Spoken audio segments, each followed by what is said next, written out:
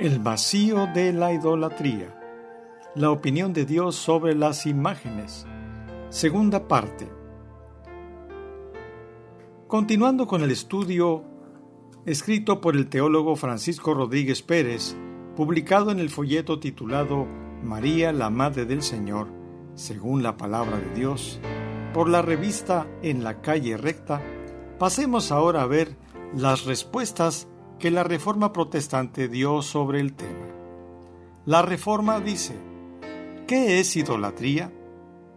Es inventar o poner en el lugar que solo corresponde al Dios verdadero que se ha revelado por su palabra, o junto a Él, cualquier otra cosa en la cual se ponga confianza. ¿Qué pide Dios en el segundo mandamiento?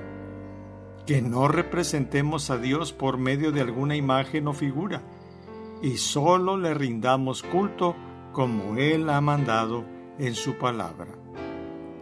¿No es lícito hacer ninguna imagen? No podemos, ni debemos representar a Dios de ninguna manera. Y aun en el caso de que fuese lícito representar a las criaturas, Dios prohíbe hacer o poseer ninguna imagen destinada a ser adorada o empleada en su servicio. ¿No se podrían tolerar las imágenes en las iglesias como si fuesen libros para enseñar a los ignorantes? No, porque nosotros no debemos ser más sabios que Dios, que no quiere instruir a su pueblo por imágenes mudas, sino por la predicación viva de su palabra. Estos conceptos vienen en el Catecismo de Heidelberg. ¿Cómo conciliar el segundo mandamiento, que prohíbe toda imagen de culto, con las imágenes de criaturas hechas en las paredes del templo y el tabernáculo y el arca y el lugar santísimo? Dios prohíbe y condena en la Biblia toda forma de culto que nace de la pura fantasía del hombre. No prohíbe la escultura o el adorno arquitectónico que forman parte de la estructura de un edificio. El Señor en su palabra prohíbe que nosotros hagamos lugar en nuestro corazón a imagen alguna, a la cual le rindamos culto, dirijamos nuestros rezos e imploremos su mediación. Esa imagen puede estar en el altar de una iglesia, en el cruce de caminos, en un rincón de tu casa o simplemente en tu mente. Eso para Dios es idolatría.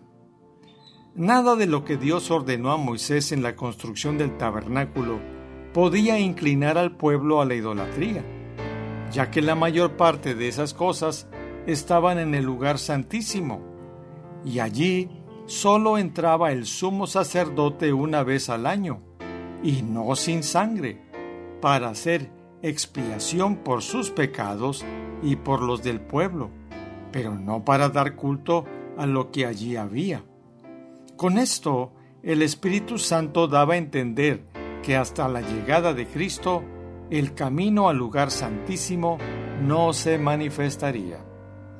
Pero no debemos olvidar que el tabernáculo en que entró Cristo como sumo sacerdote de los bienes venideros no es hecho de manos, es decir, no es de esta creación, sino que entró en el cielo mismo para presentarse ahora por nosotros ante Dios, una vez para siempre, por el sacrificio de sí mismo, para quitar de en medio el pecado. Hebreos capítulo 9. Por eso, no se comprende muy bien que el nuevo catecismo de la Iglesia Católica Romana diga: el Hijo de Dios, al encarnarse, inauguró una nueva economía de las imágenes. Nuevo Catecismo, punto 2131. En ninguna parte de las Sagradas Escrituras se dice tal cosa. Antes, al contrario, Jesús mismo dice a la mujer samaritana, al ser interrogado por ella sobre el mejor sitio de adoración: mujer, créeme que la hora viene cuando ni en este monte ni en Jerusalén adoraréis al Padre. Mas la hora viene, y ahora es, cuando los verdaderos adoradores adorarán al Padre en espíritu y en verdad. Dios es espíritu, y los que le adoran, en espíritu y en verdad, es necesario que le adoren. San Juan capítulo 4, versículos 21 al 24. Esta respuesta de Jesús no solo no inaugura una nueva economía de las imágenes, sino que condena toda adoración o culto a las imágenes, sean de quien sean. No cabe duda que para la Iglesia Católica la economía de las imágenes ha sido muy floreciente y sería un serio contratiempo a sus finanzas, que medran falsificando la palabra de Dios. ¿Cómo podíamos compaginar que Dios, por medio de la fe en Cristo Jesús, nos dé el Espíritu Santo, Gálatas 3:14, y morando en nosotros el Espíritu de Dios, como dice 1 Corintios 10:16, rindamos culto a las imágenes de sus criaturas? Pablo dice que Dios destruirá a todo el que haga tal cosa. ¿Por qué? Porque vuestro cuerpo es el templo del Espíritu Santo, el cual está en vosotros, dice 1 Corintios capítulo 6 versículo 19. Y en ese templo del hombre creyente solo se adora a Dios en espíritu y en verdad.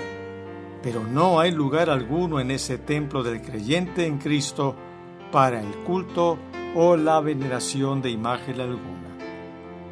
¿Por qué, si Jesús es Dios hecho hombre, que apareció como un hombre cualquiera ante todo el mundo, no se le puede representar como representamos a cualquier hombre? Si aún aquellos hombres que habían convivido con Jesús durante 3 años tienen que escuchar de sus propios labios: ¿tanto tiempo hace que estoy con vosotros y no me has conocido, Felipe? El que me ha visto a mí, ha visto al Padre. ¿No crees que yo soy en el Padre y el Padre en mí?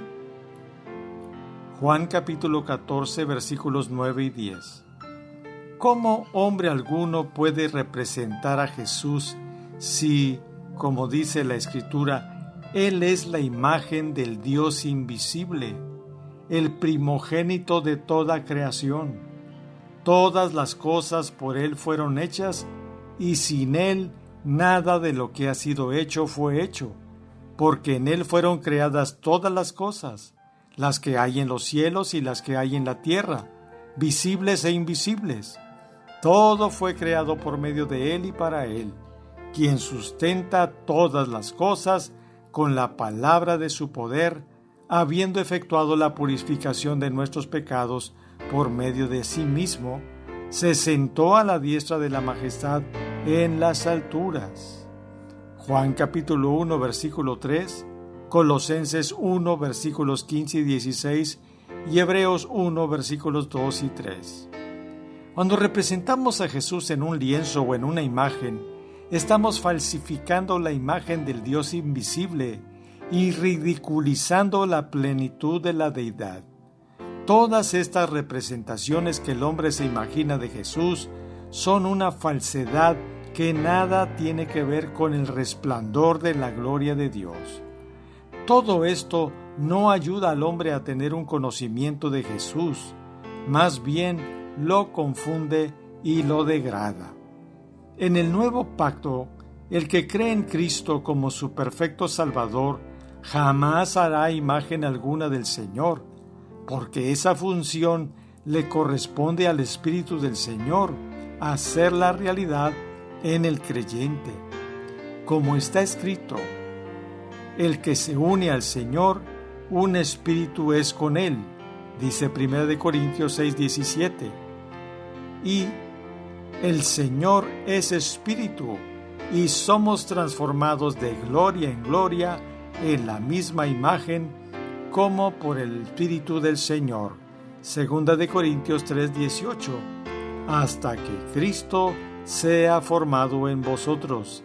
Gálatas 4:19. Y el apóstol Pablo concluye: ya no vivo yo, mas vive Cristo en mí, y lo que ahora vivo en la carne, lo vivo en la fe del Hijo de Dios. Gálatas 2:20. Si los que creen en Cristo Jesús, lo que viven en la carne lo viven en la fe, ¿cómo van a poder hacer una imagen material? Y es muy adecuado lo que se dice a los corintios.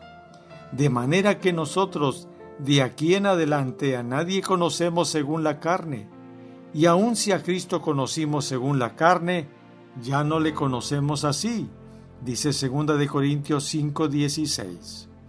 El Señor es espíritu.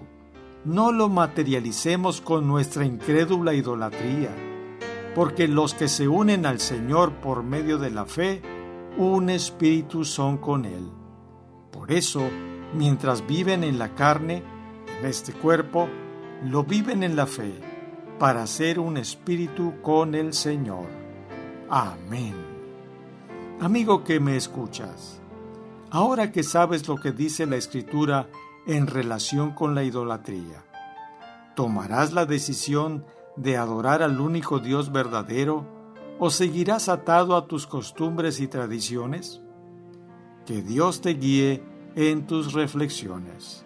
Soy tu amigo el pastor Magdiel Alanís Rangel.